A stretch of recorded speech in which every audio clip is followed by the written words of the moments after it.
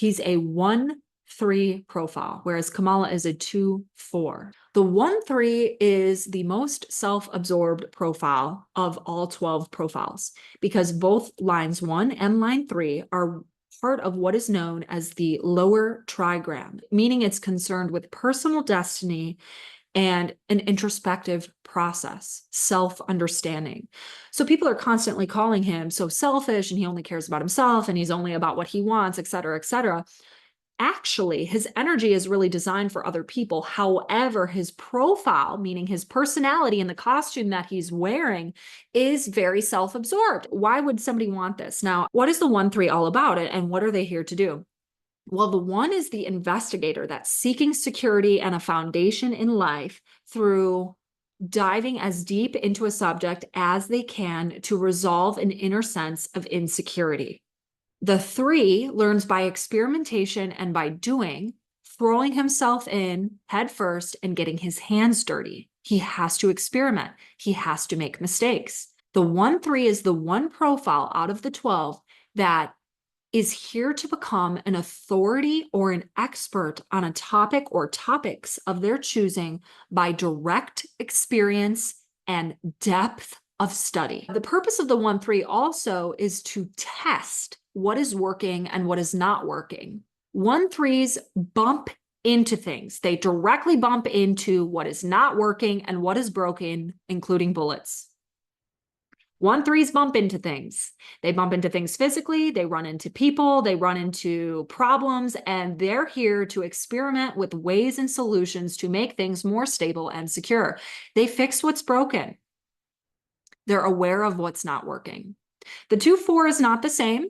The 2-4 here is meant to share gifts with a network of people. That's it. Share gifts with a network of people.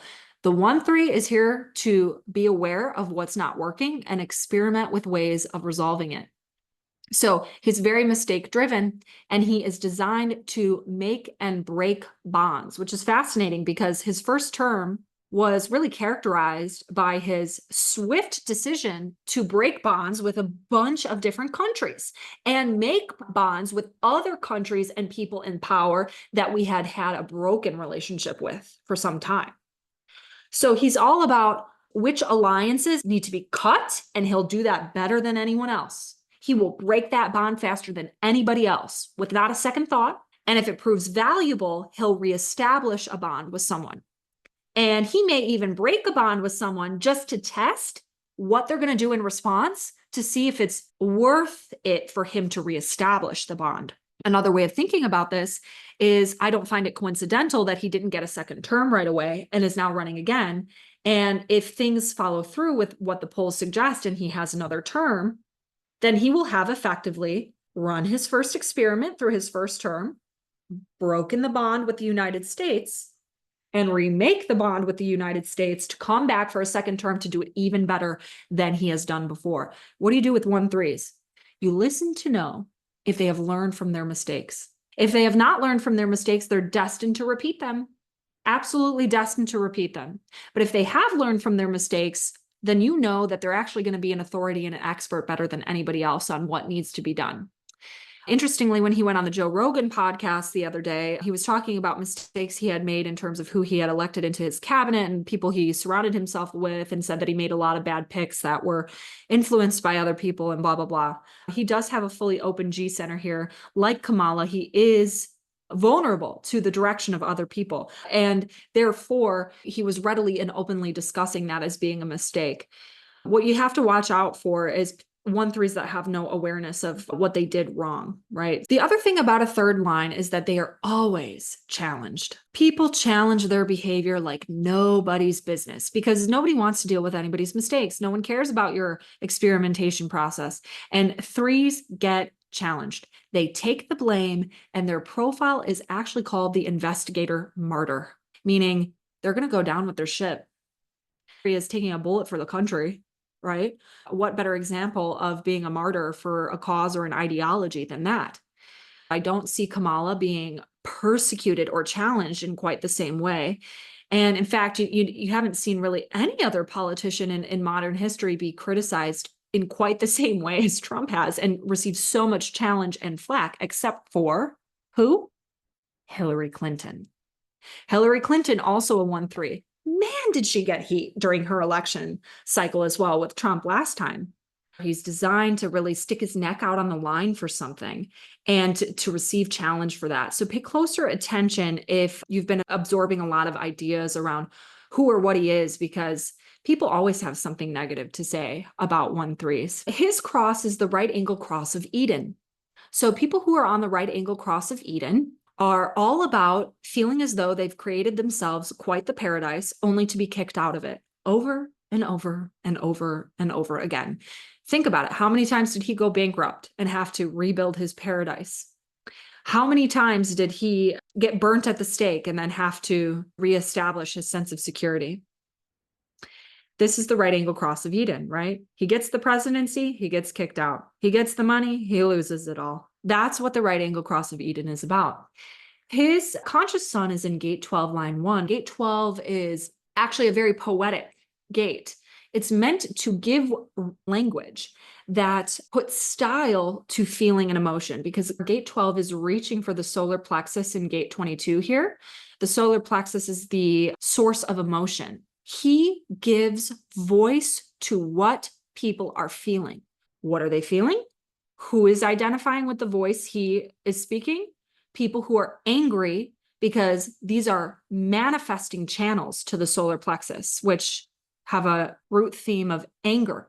So people whose personal Eden has been disrupted, they feel like their lifestyle, their ability to afford things, millennials who are trying to purchase a home and can't, boomers whose social security is unreliable and whose benefits are not there, young people who feel like their future is never going to come to pass because of the way older generations have ruined it, right? People who are angry and feel as though they've been kicked out of Eden. They identify with Trump's rhetoric because he's lived a lifetime of getting kicked out of Eden and working to reestablish it. So what does he say? Make America great again. Make America great again. That is a slogan for the right angle cross of Eden. He has also here the channel of acceptance, which is a very logic-based channel. So unlike collective energy streams, the channel of acceptance is all about opinions and facts. He's got a lot of opinions, and we know that. He's always had them. And he generally has a lot of facts to back them up, which is why I say pay closer attention to what people are telling you about him, because his energy is designed to be challenged. This is someone who's very detailed, very articulate, very organized, someone who has opinions and perspectives and can back them up with evidence. This voice, his voice, it's logic. It's I think. So let's hear an interview from Trump back in 1988 on the Oprah show. What do you think of this year's presidential race, the way it's shaping up? Well, it's going to be very interesting. I think that probably George Bush has an advantage in terms of the election. I think that probably people would say that he's got like that little edge in terms of the incumbency, et cetera, et cetera. But I think Jesse Jackson's done himself very proud. I think Michael Dukakis has done one hell of a job. And George Bush has done a hell of a job. So you can hear there that he's speaking from that channel when he says, I think. It's coming from a place of his logic, his opinions, supported by the evidence that he has and the facts that he's been given. His moon placements are really fascinating because his conscious moon is in 26.5, the egoist. So this is a salesperson. This is the person who knows what to say and how to say it to ensure that the product gets out to the tribe. Product's got to get out to the tribe, so we're gonna sell it to you. We're gonna make you feel as though you need it, and we're gonna make you feel as though we're here to support. Doesn't necessarily mean that he'll follow through. This gate is one of the gates that is most classically associated with a manipulative edge, but the specific line that he has here is adaptability, meaning the power of memory, which maximizes the potential of the ego to attract others. Line 5s are for the public. They influence strangers. So what he's selling, strangers, the public, they're buying it. They're buying it, right? So that's what his moon is all about. His unconscious moon is the one night stand. How many times has this man had cases of infidelity, right? 59 is a reproductive gate that's focused on making more. He specifically has line 6, the one night stand, which is all about experimenting with relationships to see what will stand the test of time. It's part of a channel he carries called the channel of mating, gate 59-6. He's got a lot of children, right? But this channel is also, just in general, very strong for business because it's about making more of something. by establishing the correct bonds with other people. So wherever he goes, he makes more. He makes more money, finds more people, etc. So he has a lot of power to attract. As a 1-3, his style of leadership is authoritarian and anarchist. Authoritarian and anarchist.